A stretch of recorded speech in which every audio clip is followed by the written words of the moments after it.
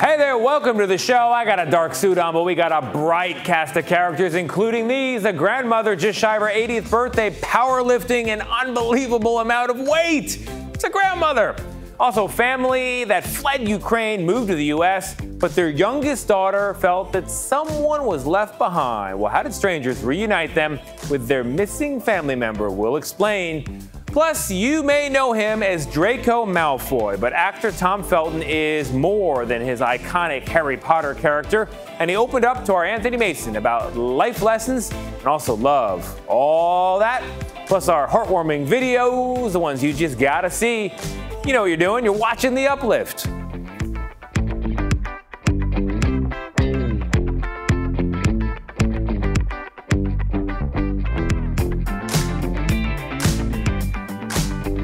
Hey there, I'm Tony DeCopel, and this is The Uplift, the show that lifts you up for at least the next 30 minutes, hopefully a little bit longer, you and me as well. And we're going to start with a family that left Ukraine, fled really, moving to California, but unfortunately, there was one beloved family member left behind. Strangers then pulled together to help the family reunite once again. Here is Caitlin O'Kane with the story. Fleeing a war-torn country means packing up your family and leaving the rest behind. Your home, your business, even your pets. Our car was full of us, so we could not take any animals that we have. We asked my brother-in-law to watch over the animals, and the youngest one, Agnesa, she was crying every time. She says, I want to go back home, my animal's there, my cat's there, and we could not help her. When the Besenar family decided to leave Ukraine and come to the US, they promised Agnesa they would adopt a cat once they got there. Through a website that matches refugees with sponsors, Maria met Jeffrey Peters, who has dedicated his life to working for charities. Helping a family from Ukraine move to the US was his new mission. Can you imagine your life being turned upside down and you have to leave a country you've never left before, ride on an airplane you've never done before, arrive in a new country, learn a language? I mean, it's like starting from scratch, only it's on steroids. It's like everything moving 100 miles an hour. When they arrived in Cloverdale, California, they realized Jeff wasn't the only one there ready to give them a warm welcome. The house was an empty house. And so we contacted all of our friends in the community here in Cloverdale, California. And literally they furnished the entire house from top to bottom, beds for every person in the family, kitchenware, utensils, plates. My grandchildren actually went to the airport and greeted them as well. In Cloverdale, there wasn't just a new home waiting for them, there was a new family. I can't find the words. Like, when we saw them, they become like our father and mother. Like, I call him like adopted father. Since coming to the US, the family has made many changes. They've gotten their California driver's licenses. The girls have enrolled in school, the two eldest in junior college, and Alexander is working to restart his career selling and installing wallpaper. They even adopted a new cat. But Agnesa still felt one thing was missing, their beloved cat, Arseny. But as fate would have it, Maria befriended a flight attendant on the way to the US who knew people who could help. And I asked her if she knows something about the cats, how cats can fly, and what documents cats need. And she says, I don't really know about this, but my friend who is another flight attendant from Hawaii, she must know everything about that. That flight attendant knew people who worked for an animal rescue. They contacted someone from the rescue who was already in Europe on vacation. She volunteered to tack on some extra travel to pick up Arseny and bring him all the way to California. She brought the cat back to Greece, and from Greece to Montreal, and from Montreal to Seattle, and from Seattle to San Francisco. It was an act of kindness that made their family whole again, as they worked to rebuild their lives. We are surrounded by good people here. That was much easier when somebody is welcoming you and say like, feel here like you are in your own home. That was really unbelievable for us. The Ukrainian and the American flag side by side. You see that a lot these days. But moving on for now to our next story. It's about a grandmother who proves that age is only a number. About 15 years ago, she decided to change her life. She's now 80 years old, stronger than ever. There's another number in this story that does matter. Here's Meg Oliver. When Nora Langdon turned 65, she needed a change. I was in bad shape. I weighed too much, and I couldn't go up and down the stairs without getting tired. Langdon went to Royal Oak Gym in Michigan and asked Art Little to train her in powerlifting. When you first met Nora, did you think a world champion was standing before you? No, ma'am. Little was hesitant, but Langdon was hooked, determined to master all 3 events in the sport. She trained for 2 years before competing. Now, just shy of her 80th birthday, the grandma holds more than 20 national and world records, with personal bests of 413 pounds in the squat, 381 in the deadlift, and 203 for the bench press. She upped the game not only for people her age, but for everybody. The young people, they get involved because of her. Competing in November, Langdon hopes to lift 1,000 pounds across all 3 events. How old do you feel? I feel like I'm 50. Have you ever felt better? Never. Lifting her spirits to new heights. All right, coming up, our heartwarming videos you just got to see, including this guy, different Harry Potter, different Harry Potter, got a lot of Harry Potter, and another real-life Harry Potter, the star of, well, co-star Draco Malfoy. Later in the show, you're watching The Uplift. Welcome back to The Uplift, and welcome back to our heartwarming videos, ones you just gotta see. And we're gonna begin with an especially good one. It shows a woman named Alyssa Bradshaw doing cartwheels at the Indianapolis Zoo. And there's a dolphin there behind her that seems to be imitating every single flip. Is she imitating the dolphin, or is the dolphin imitating her? I don't know. Either way, it's beautiful. To our next story, a dog named Teddy got very excited for Halloween this year. Golden Retriever gets excited about everything, to be honest. Was dressed up in costumes throughout October, including, let me see if I can get this right, Batman, Yoda from Star Wars, a construction worker, and a Harry Potter, as in, you know, Harry, like you got a lot of hair. There's that one. Okay, that's one way to hold the wand. Coming up, actor Tom Felton opens up about life after Harry Potter, the real Harry Potter, and the lessons he's learned since the beloved series. Plus, a man who was in and out of the hospital for years battling cancer. What does he credit for helping him overcome the odds and walk down the aisle? We love love stories here at The Uplift, and this next one is about high school sweethearts who had to overcome many, many odds to end up as a married couple. Here's Christina Capititis with more on their journey down the aisle. There are many famous sayings about love. Love is patient. Love is kind. Love conquers all. But does love have the power to heal? High school friends turned college sweethearts Zach and Maddie would tell you it does.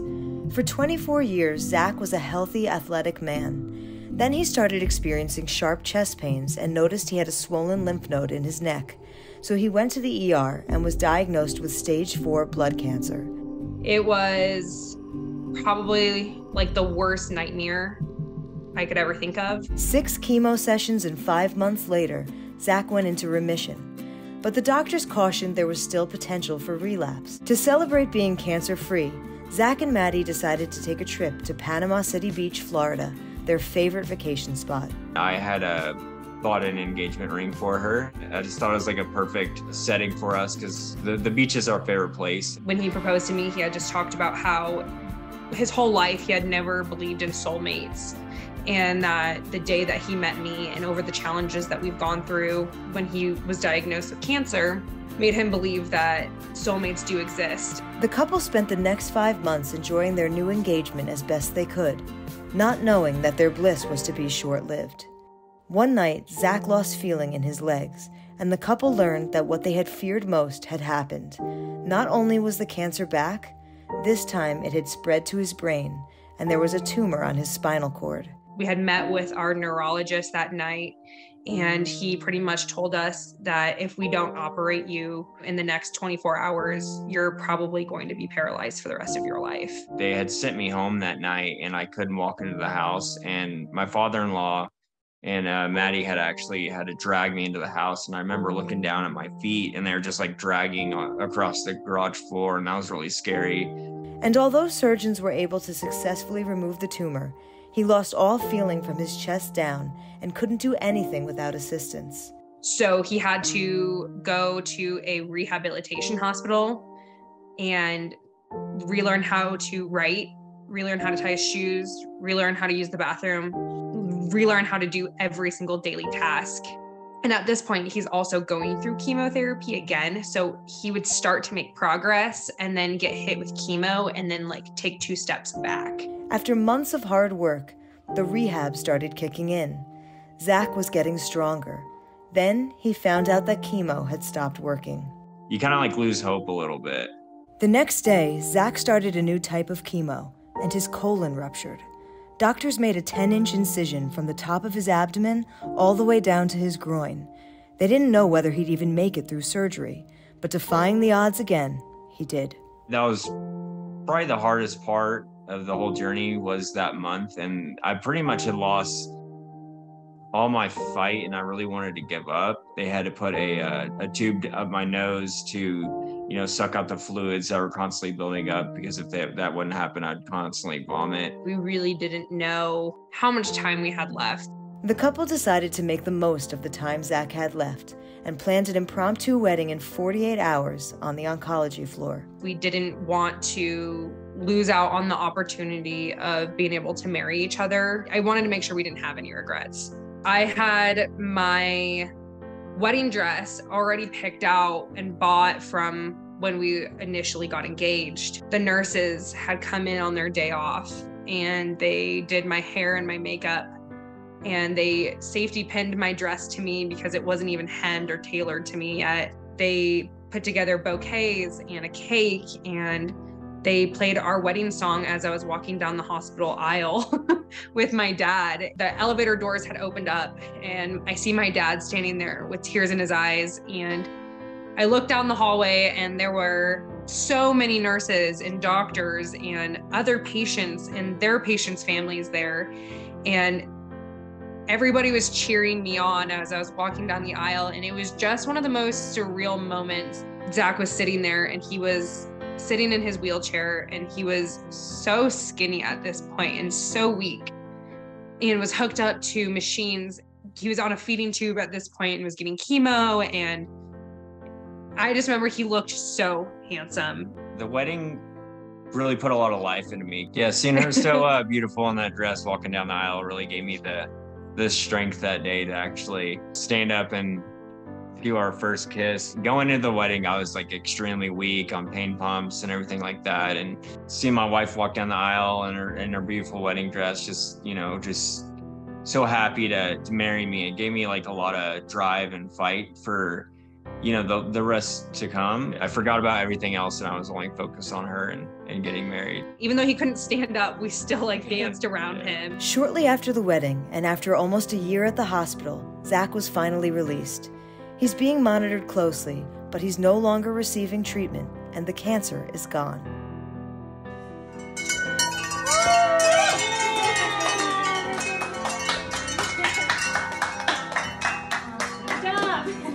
I really owe my life to her and keeping me alive and keeping me in a positive mindset throughout all of this and keeping me in a good fighting spirit to get through everything. It's made our love a lot stronger, and it's definitely made it unconditional. There were days where he was a lot stronger than I was, and there were days where I was a lot stronger than he was. So I think that we both kind of fed off of each other. Modern medicine is miraculous, but so, Zach and Maddie would tell you, is love. That's just something I've done this whole time, is just constantly think about Maddie and stay and fight for Maddie, stay in this world for Maddie, because she needs you. It's a wise couple. We do love love. Coming up, If you know him for playing Draco Malfoy in Harry Potter, Tom Felton has much more than that character in him in his real life. How he overcame obstacles after finding fame. Next. He's known for playing Draco Malfoy in Harry Potter, but now Tom Felton has a new role and a book about the lessons he's learned in between. Anthony, as in Mason, met Malfoy in London to talk about that new memoir. Your theater is right up here. Yes. It couldn't really be more central to the madness and chaos of London. In London's Piccadilly Circus this summer, Tom Felton, the actor best known for his work in the Harry Potter films, was making his West End debut. Your name up in lights. It's still surreal now, to be honest with you. It's a pinch me moment every morning. It's pretty cool. It doesn't get old. Felton was co-starring in the hit mystery 222: A Ghost Story. If ghosts exist, why aren't there absolutely loads of them? He's been acting since he was age 9, landing roles in The Borrowers. Hello, Spud. You don't have a father, you have a map. And Anna and the King. I was born enthusiastic rather than talented, Felton writes in his new memoir, Beyond the Wand. Harry Potter has come to Hogwarts. At age 12, that enthusiasm landed him the role that would change his life. Draco Malfoy. How early on did you realize how long this was going to go for? None of us did. Scared Potter. Over the next 10 years, in all 8 Harry Potter films, Felton played Draco Malfoy. You'll never catch me, Potter! Harry's sneering nemesis at Hogwarts. Draco's fabulous sneer. Yes. How did you develop that? Draco's sneer really comes from my grandfather. His grandfather had a cameo as a wizard in the first film. He was also Felton's chaperone. So he sort of developed this idea in the mirror with me one day, sort of always constantly looking down your nose at everything slightly. And then the tiny hint of a flared nostril, and then a tiny hint of a smile. Ah, come to see the show. You. Despite their on-screen animosity, Felton was close with his castmates, especially Emma Watson. We've always had a sort of strange love together, not in the romantic way that some people would like to think. How would you describe it then? Well, best of friends. Yeah. People that speak the same language, similar sense of humor. She's got a wicked sense of humor. No. The legendary older actors in the films, however, Felton often found intimidating. Ralph Fiennes, who played the demonic Voldemort, had an otherness, Felton says, that set him apart from everyone else on set. He's also, when in full Voldy mode, if you will, he's incredibly fluid and flowing, and you never quite know where he's going to go next, which is quite frightening, to be honest with you. In the climactic scene of the last film, Draco had to walk towards Voldemort. Well done, Draco. Well done. And then he hugged you. That's when the hug happened, yeah. You didn't know he was going to do that? No idea. In my head, I'm going, what is he doing? Yeah, incredibly awkward, but also chilling. Don't touch anything, Draco. To Felton, Jason Isaacs, who played Draco's father, could be almost as frightening. He could actually switch into character like that? Yeah, he was smiling and lovely and being Jason, and the moment they said the words action, he just turned and gripped me for the first time as Lucius. And I was terrified immediately. What did I say? You still call Jason Isaacs Dad? Occasionally I do. In fact, I'm very excited. He's coming to see the play is he? tonight. Oh, wow. Yes, so he's actually flown back from filming just to see it. He's a very proud father. He posted their reunion on social media. As he was wrapping up 17 weeks on stage, Felton reflected on his toughest farewell, the end of Harry Potter. The last day was hard, wasn't it? Yes, it was a very bittersweet goodbye. I can't drive past Leavesden Studios without. You can't? No, I can barely talk about it. Really? Yeah. It was it was our second home. After a decade of playing Draco, Felton moved to Los Angeles in 2012. He loved auditioning for new roles. Don't get me wrong, you go into a panic spiral every time, but you prove to yourself that I can do this. Don't you know food when you see it? He landed parts in Rise of the Planet of the Apes and From the Rough. Is this some sort of punishment? But seduced by the LA lifestyle, he began drinking heavily. I was hiding from something, he writes in Beyond the Wand. Myself, perhaps. Friends finally staged an intervention. You were angry at that moment. Yes, I was furious at the time. My brother said sometimes you need to have a breakdown before a breakthrough happens. So the wheels needed to come off somehow, a little bit. Did you feel like the wheels had come off? In that moment, definitely, because I couldn't see really what they were talking about. But his lawyer's words would get through to him. What did he say?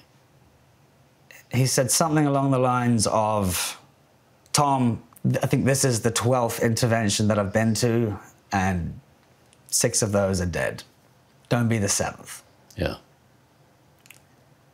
That kind of hit me.